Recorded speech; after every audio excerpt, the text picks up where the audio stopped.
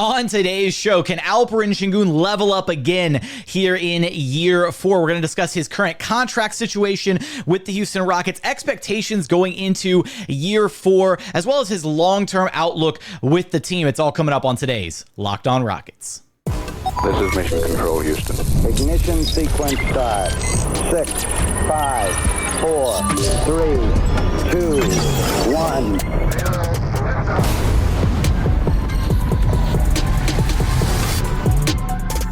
What's up and welcome to another edition of Locked On Rockets, your daily podcast home for everything Houston Rockets basketball. As always, I'm your host, Jackson Gatlin, native Houstonian and credentialed media member. I'm also the host of Locked On NBA Mondays. Be sure to follow along wherever you listen to your podcasts or on YouTube. Just search Locked On Rockets. Be sure to like, comment, and subscribe. Now, today's episode is brought to you by FanDuel. Make every moment more this summer with FanDuel because they're hooking up all customers with a boost or a bonus daily. That means there's something for everyone every day, all summer long. Be sure to visit FanDuel.com to get started. And I missed it there a moment ago, but the best way that you can help our show out is to comment anything below the video.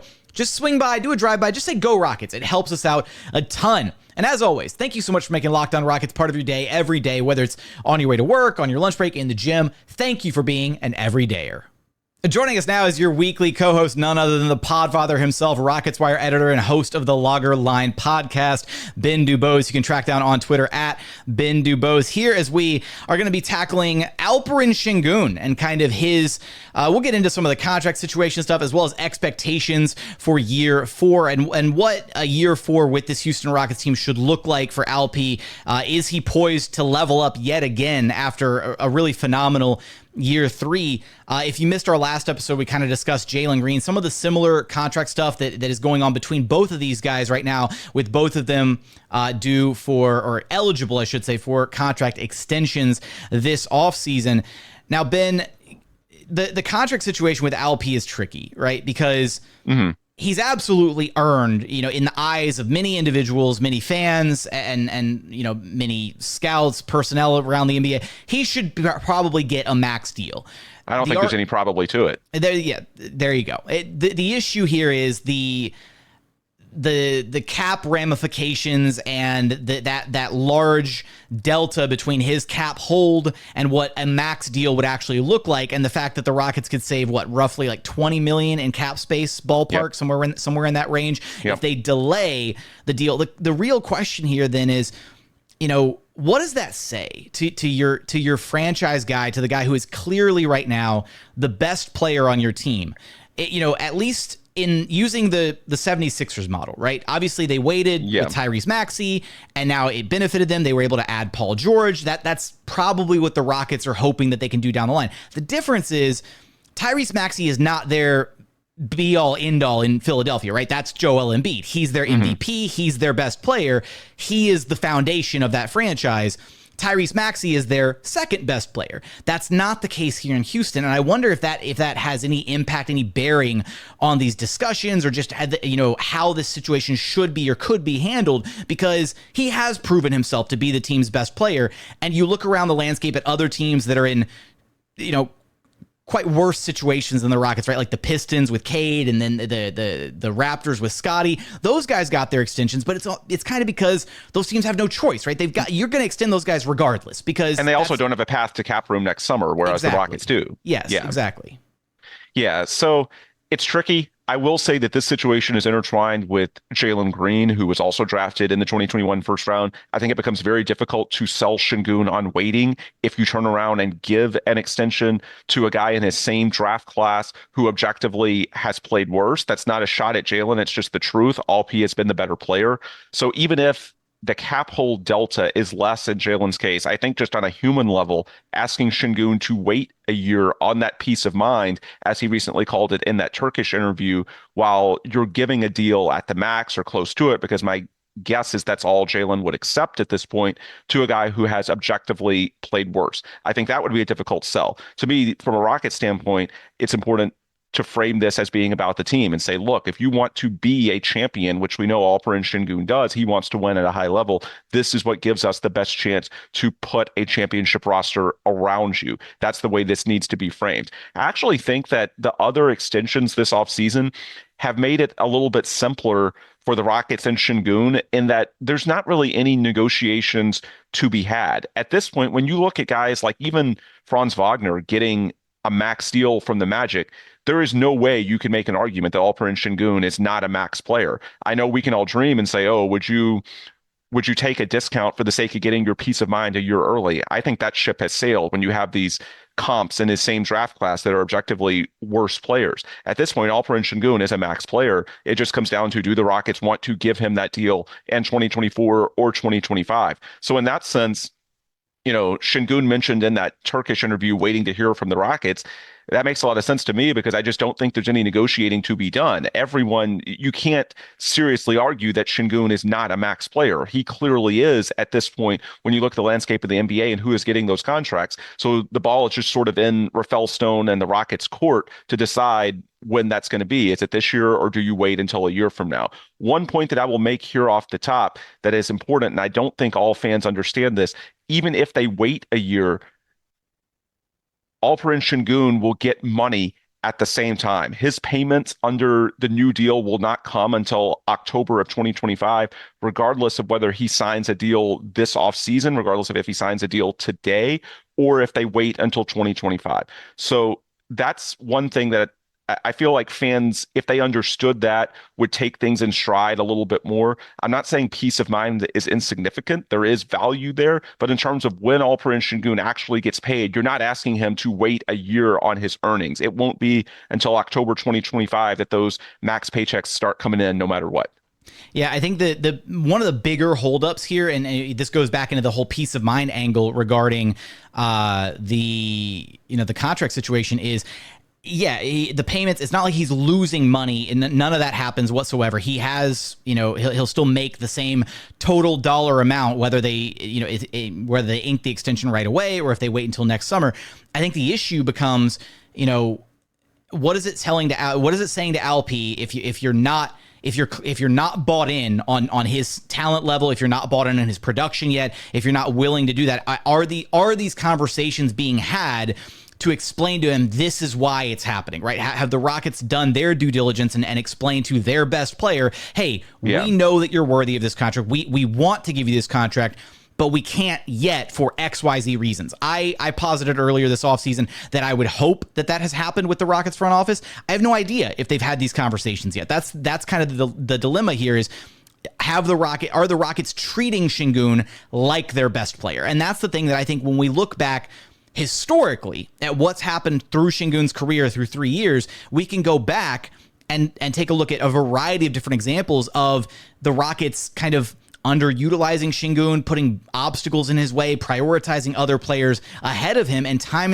again, he has proven the organization wrong, that they have been wrong to not, be basically not placing him front and center from the get-go. He could have, if he had gone to another organization, another team, whatever, he might have been made a focal point in year one with the talent level that he had on display. Now, there's certain things that we can get into about, all the different roadblocks and the bumps and bruises along the way, the Silas era years, all that stuff, even though I really don't want to have to revisit that stuff. Organic learning. We'll leave. Oh God, no, we'll leave the, we'll try and leave that trauma. Oh my God, where is it? I don't even have, there is it. Lob threat. There it is. There we go. Rockets passed on the chance to add Bruno Fernando, by the way. Kudos to them for that. Oh man, you're gonna have to say that again because I was playing soundboard stuff. You can't do that to me. What? Say it one more time.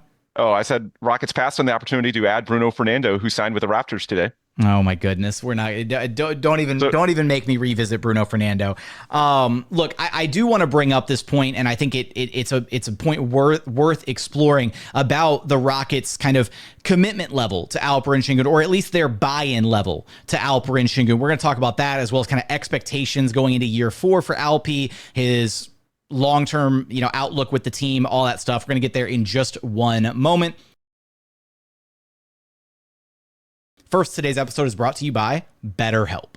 Look, when your schedule is packed with kids' activities and big work projects and more, it's really easy to let your priorities slip. Even when you know what makes you happy, it's hard to make time for that, right? But when you feel like you have no time for yourself, non-negotiables like therapy are more important than ever. I'm somebody who's done therapy in the past. I found it to be an incredibly cathartic experience to have kind of an unbiased professional third party help me kind of navigate some of the day-to-day stuff that I was dealing with in my life. So if you're thinking of starting therapy, give BetterHelp a try. It's entirely online, designed to be convenient, flexible, and suited to your schedule. Just fill out a brief questionnaire to get matched with a licensed therapist and switch therapists at any time for no additional charge. Never skip therapy day with BetterHelp. Visit BetterHelp.com/LockedOnNBA today to get 10% off of your first month. That's BetterHelp, HELP.com/LockedOnNBA.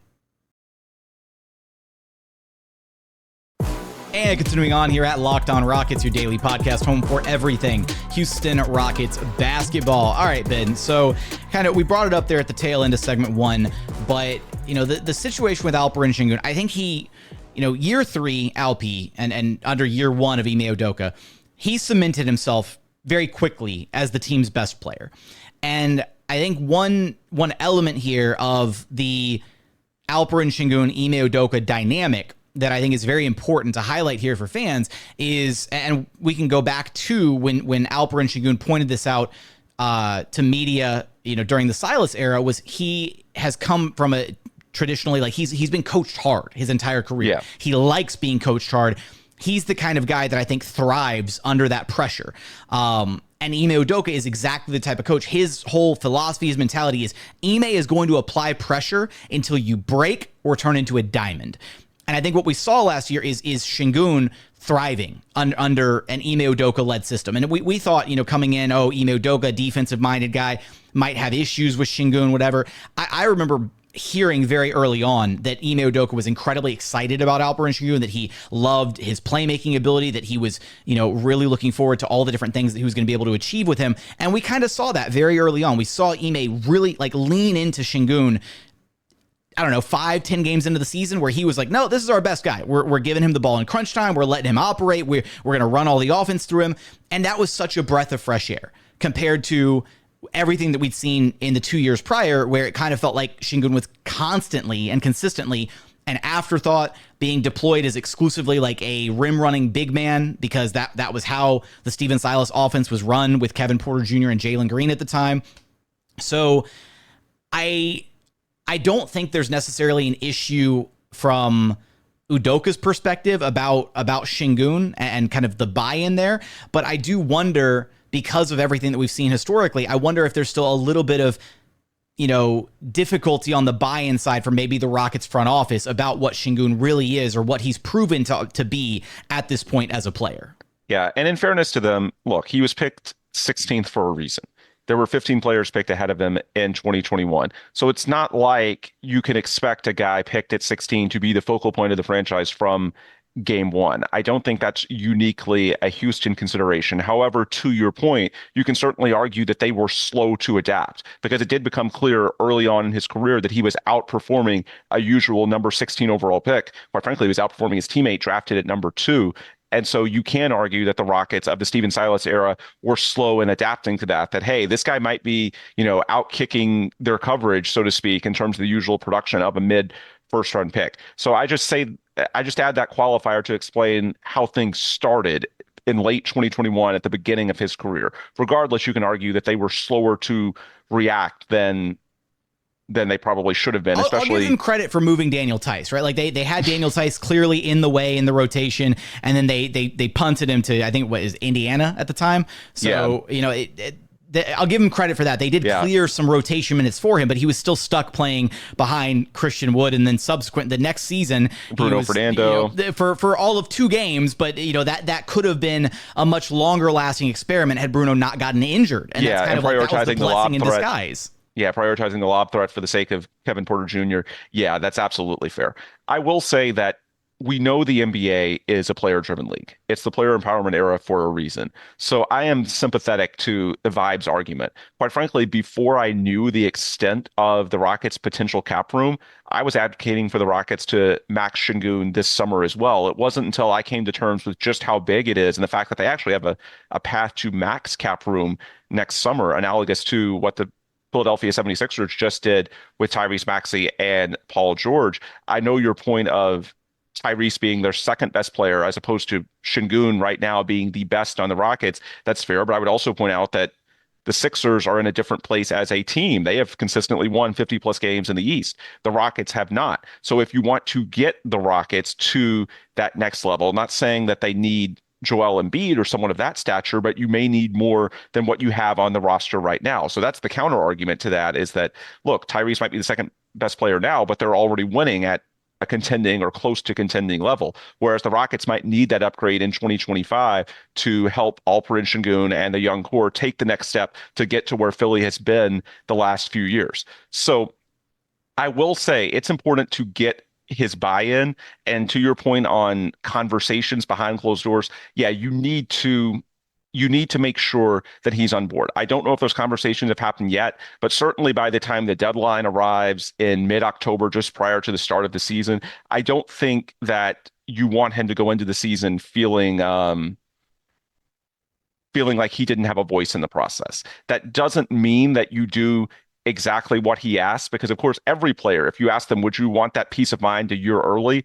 It's going to say, yeah, we're all financially motivated. However, you at least want to have dialogue to where you explain to him, look, we're trying to build a championship team around you. Here are the advantages. Give him peace of mind and say, look, regardless of what happens, we're going to give you the max deal. I'm sure Gerald Morey had these conversations in Philly with Tyrese Maxey, because yeah, these things can linger. And even if you have matching rights for the next contract, well, what about 4 or 5 years from now? Players remember. One good example of this, I'm going to make a Houston sports analogy to the Astros, because that's what I'm known for.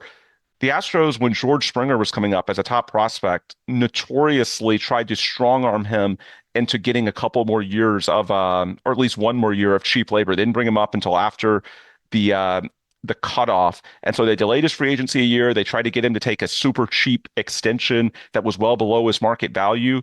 And that happened way back in 2013, 2014. And there are people that are insiders that will tell you that it absolutely played a role in his decision to leave the franchise after the 2020 season. Even 6-7 years later, players remember how they're treated, especially in an era where players across sports have so much power. So even if Sengun doesn't have the ability to leave a year from now, even if it's 5-6 years down the road, you do have to think about those things. If he's your franchise player, we know how losing a franchise player can be crippling. Just look at the Rockets after losing James Harden in early 2021 and what we just had to suffer through. So I'm sympathetic to that argument. That doesn't mean you give him an extension no matter what. I'm of the opinion that there's more upside to waiting until 2025, but it is important to get his buy-in to make sure he's on board with you philosophically, that he understands why you're doing what you're doing. Because if he's not, and he continues to play at a very high level, then down the road, there are potential consequences if you try to strong arm him and he doesn't feel like he's really involved in this.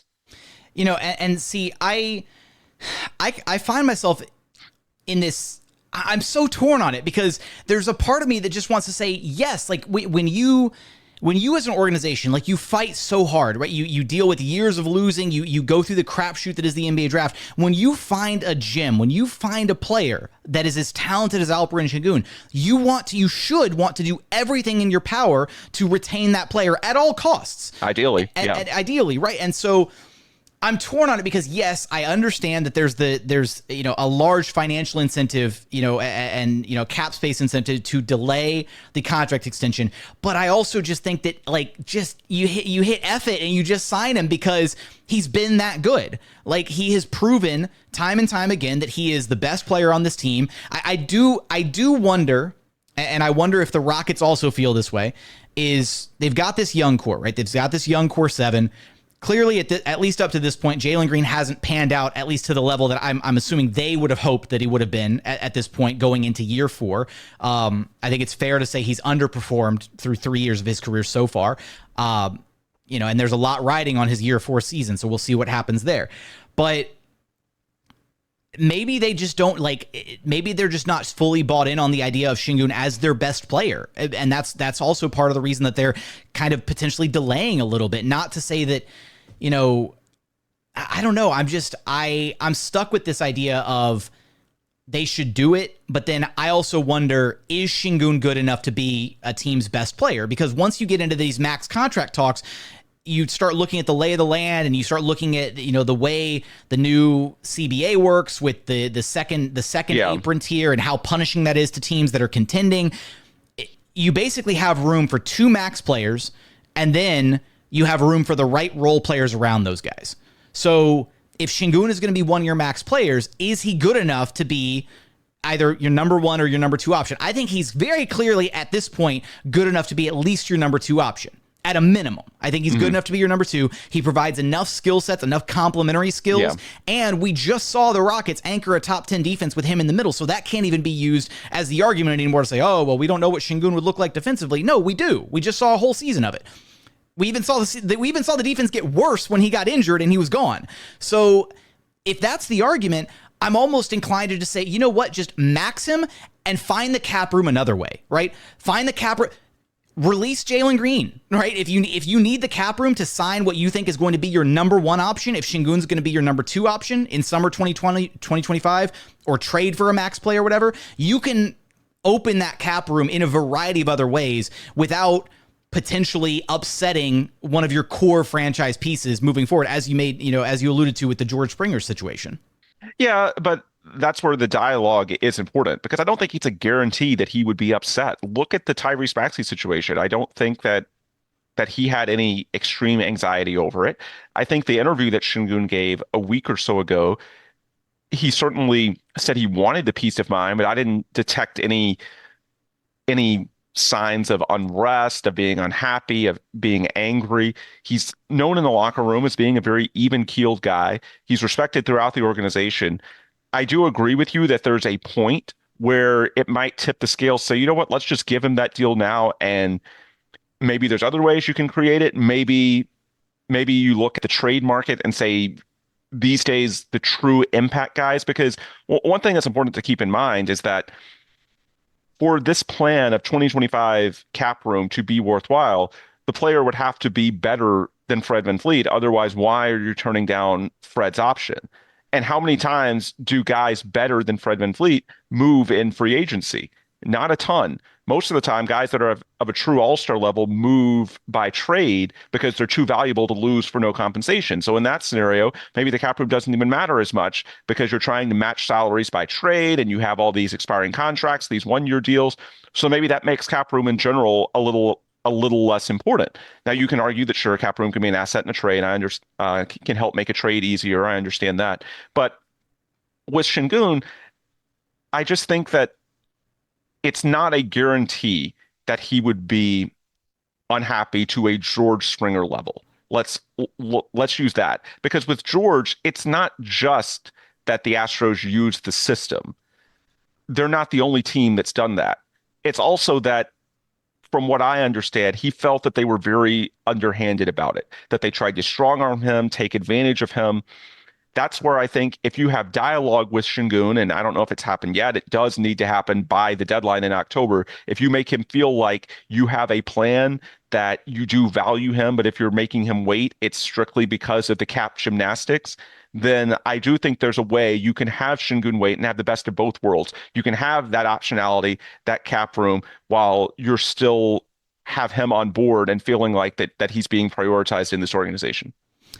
We spent a long time looking at the salary, the cap logistics of all of this, the contract stuff. Let's take a look at the kind of expectations for year 4 for Alperen Sengun. We're going to get there in just one moment. First, today's episode is brought to you by FanDuel. Look, I love sports. I love them so much. I never really want them to stop. But look, we're not going to have Olympic basketball forever. And when we start running out of those games and maybe the sports just aren't sportsing the way you want them to, look, FanDuel lets keep the sports going whenever you want. All you have to do is open the app and dream up bets anytime that you're in the mood. And this summer, FanDuel is hooking up all customers with a boost or a bonus daily. That means there's something for everyone every day all summer long. Right now, you can take a look at the outright betting favorites to win Rookie of the Year next season. Zach Edey still the favorite at plus 600. Reed Shepherd right behind him, though, at plus 700. And then Zachary Risache in third place at plus 800. So for all those odds and so much more, head on over to FanDuel.com and start making the most of your summer. FanDuel, official sports betting partner of the NBA. And final segment here at Locked On Rockets, your daily podcast home for everything Houston Rockets basketball. All right, Ben, for Alperen Sengun, obviously the contract situation, we'll see what ultimately happens, whether the Rockets do turn around and decide that they want to extend him ahead of the season. They've got all the way up until it's the night before the regular season starts, right? To be able to extend him. So that's, on the table still, but just setting aside the contractual stuff for a moment, looking ahead at next season, Sengun already had a monster year 3, right? Like he leveled up. A lot of people thought year 3 was going to be the year where Jalen Green leveled up, and Sengun said, "Hold my beer, I'll be the one to do it first." I am curious how much better he can get, because I don't know if this is all he is. He's still an incredible player. He's still an all-star caliber player, but something tells me we're still just kind of scratching the surface with him, because you see how hard he's working. You see there's still plenty of areas in his game that I feel like can be vastly improved upon. And that's the crazy thing. When you look at a guy that's coming off of a 22-9-5 season, and, you still can look at him and say, oh my God, he could improve even further, right? I think that's where I get to the point where I'm like, I'm fully bought in on him being the best player on a contender one day at a minimum. At a minimum, second best player, but I think he's got what it takes to be the best player, not just from a talent perspective, but he's also got the mindset, the mentality to do it. And that's an important element to consider as well. Right. It's huge. And that's why, with the contract discussions, which obviously hang over everything, that's why I don't buy some of these extreme scenarios that I've seen thrown out on social media of, if he doesn't get the contract, is he not going to play as hard because he wants to, avoid a serious injury that could impact his earning power? No, Alperen Sengun only knows one way to play. This is a guy who takes his craft very, very seriously. You see every offseason he adds something new. Last year he came to camp with the one-legged Dirk shot, which I know faded a little bit as the season progressed. But the point is, you can see that it's something that he worked on in the gym every day during the offseason. So I don't buy the idea at all that if he doesn't get a contract that he's not going to give his all. No, he only knows one way to play. That's his mentality, and that's already there. And that's, you can certainly make a case for maxing Sengun, because the thing is, even if he doesn't take another level up from where he is now, he's already a max player. I feel pretty good that no matter what, he would be a positive trade value if you maxed him right now and he just stayed at this level for 4 or 5 years, the duration of the contract. Worst case, he's in the vicinity of where Domantas Sabonis is with the Kings, and I think he can be better than that. I'm just saying as a floor scenario where he is now, and there's absolutely still potential for him to get better. He recently turned 22 years old, but heading into year 4, he works hard, and that's why I'm not that worried about waiting, at least from the standpoint of work ethic, because he has that in spades. He will do everything it takes to maximize his talent base. And so going into year 4, the big thing for me with All-P is balance. Last year was the first year that he was used at a star level. There are reasons for what happened the first 2 years. We don't need to, relitigate the past, as you said earlier in the pod. But I think lob threat. Too easy. But seeing how he was used as the focal point early last season, it demands even more from a fitness perspective. I think, you look at the 2 months before he went down with the ankle injury in Sacramento, I thought the defense slipped a little bit. That was probably related to the back injury he had towards late January, early February. And that's probably related to the workload, because he was asked to do much more than his first 2 seasons. And that's probably the fault of, the Rockets in those first 2 seasons. But regardless, for All-P, I think it was a learning experience that, look, if you're asked to be the number 1 on offense, then that's going to take a toll on your body. And so we heard Tiago Splitter in his parting message to the Rockets. He mentioned to Sengun jokingly to lay off one of those delicacies, because to be an impact player offensively, the lead playmaker, and also a good defensive big man, it takes incredible fitness. And so I think last year was something of a learning experience. Sengun knows going into next season what he needs to have his body at to function on both ends of the court at what the Rockets need to win at a high level. So that's going to be part of it. There's been some criticism I've seen on social media of his passing regressing a little bit from his first 2 years. I actually don't think that it has. I think the skills are still there. I think it comes with adjusting to being used a different way. When you are the clear number one, there's a fine line to walk between creating for yourself, going out and getting those buckets, especially late in games, versus when you should make the pass and set up your teammates for a better look. I think the first 2 years he was used so sparingly and only in a certain box that it was very easy for him to sort of get used to certain patterns, as opposed to when you're the number one, when you're also getting the majority of attention from opposing defenses. That's an adjustment as well. And so I don't think he's forgotten how to pass at the elite level that he did his first couple of years. I just think that there's a learning curve when you all of a sudden become the number one option, which he was thrust into in year three based on how well he played early in the season. So, and to be clear, he was still a good passer in year three. It's just maybe not quite as good as the first 2 years. And so going into year four, it's trying to put everything together. I think last year, as good as he was, it was the first year that he was used as the guy, the focal point. So having his body ready, the fitness, being able to know when to be the primary scorer, when to pass.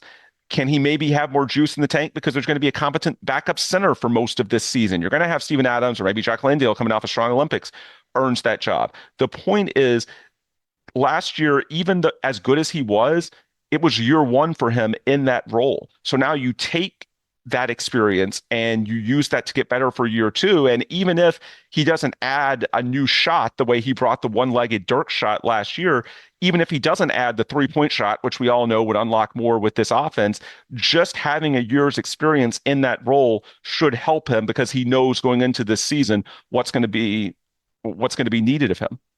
These are fantastic points because these are some of the things that I think, when you're a rookie and you get drafted to a bad team, whatever, and you're made the focal point right away, you kind of get to go through those trials and tribulations for your first couple of years, right? Sengun wasn't given that luxury because he was, in the role that he was in for those first couple of years under Stephen Silas.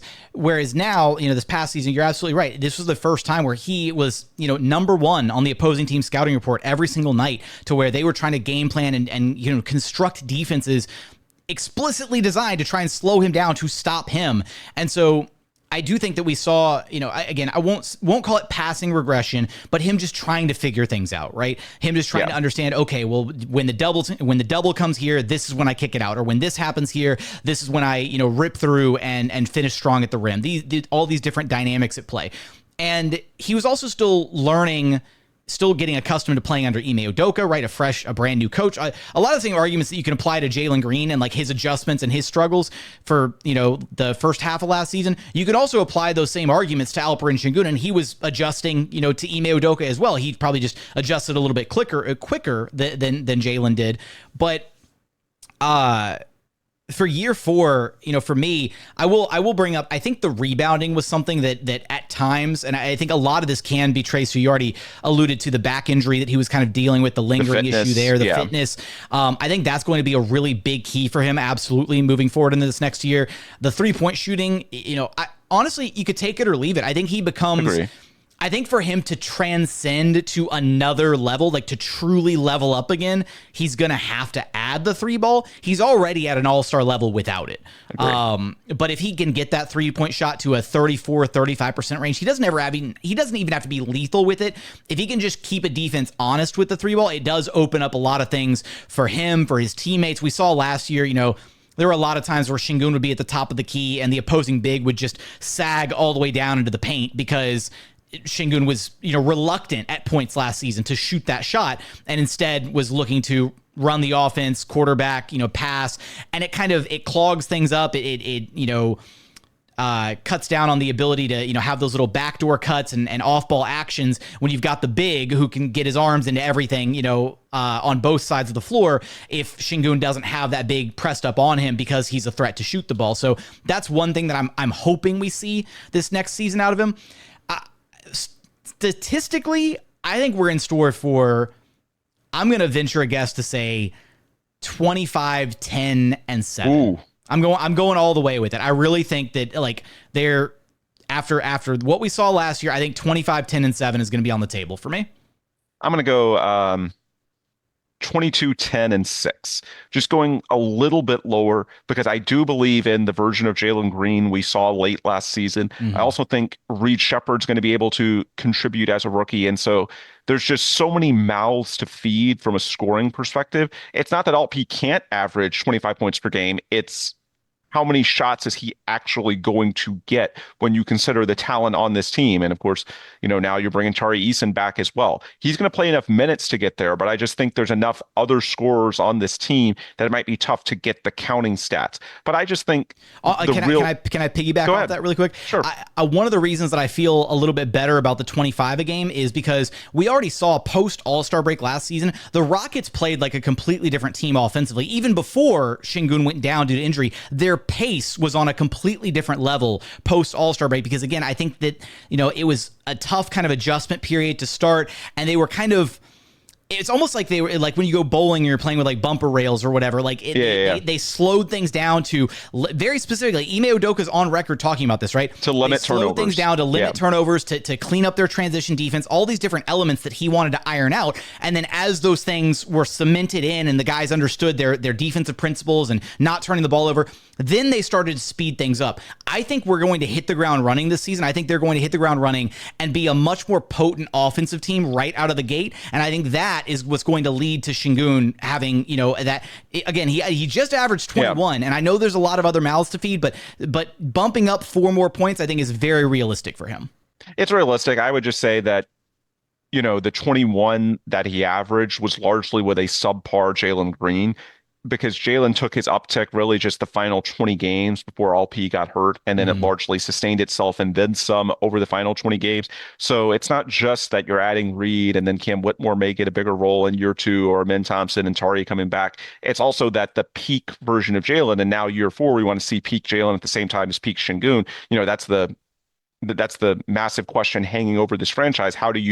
Can you blend those two together, both in peak form? And so I think that'll, even with more possessions, which I think is the point you're trying to make, more possessions, and so there's more opportunities to put up those counting stats. I do think it's going to be a little more complicated, not just for Sengun, but for Jalen as well, to get to 25 plus points per game. I would love to see it, but I think when you look at this roster, if healthy, and that's always the caveat, there's just so many guys that can score and shoot at a high level that it may be difficult for one to get to that point. I hope I'm wrong, because I would love for Sengun to put up that line, because if he does, he's going to be an all-star for sure. Yeah, I just think in closing, the big thing for him is adjusting to the role of being a top option. I agree with you that it's not so much passing regression.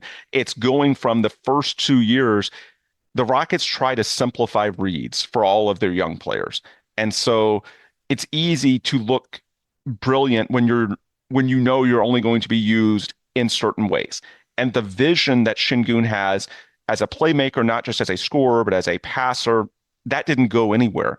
It's just the first 2 years. The processing is still there. Yeah, the processing is still there. He knew what was coming. Year 3, when you go from being used just in certain contexts to the undisputed number 1 option for your team on the scouting report of those teams playing against you, it gets a lot trickier. And so there's moments of indecision. Should I create for myself? Should I try and kick it to somebody else? What are they likely to do? Where is the help defender coming from?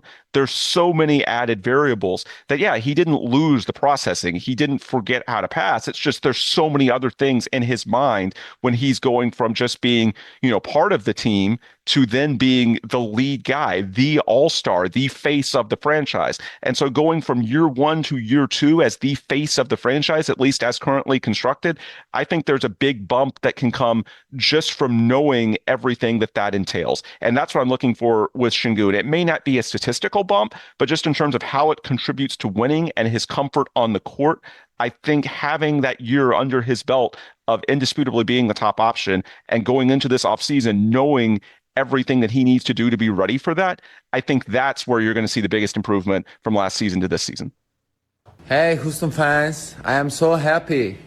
On that note, we want to hear your thoughts. What are your predictions for Alperen Sengun year 4? What do you want to see out of the Turkish big man? Let us know in the YouTube comments. But Ben, let everybody know where to track you down at. Yep. Ben DuBose, the Rockets Wire, the Logger Line on Twitter/X, and rocketswire.usatoday.com for all your daily Houston Rockets news coverage. That's going to do it for another edition of Locked On Rockets. As always, thank you so much for checking out the show. If you haven't done so yet, please consider subscribing wherever you listen to your podcasts or on YouTube. Just search Locked On Rockets. Be sure to like, comment, and subscribe. If you're listening on Apple or Spotify, a 5-star review helps us out a ton. But as always, thank you so much for watching. Thank you so much for listening. And we look forward to having you back right here at Locked On Rockets, your daily podcast home for everything Houston Rockets basketball.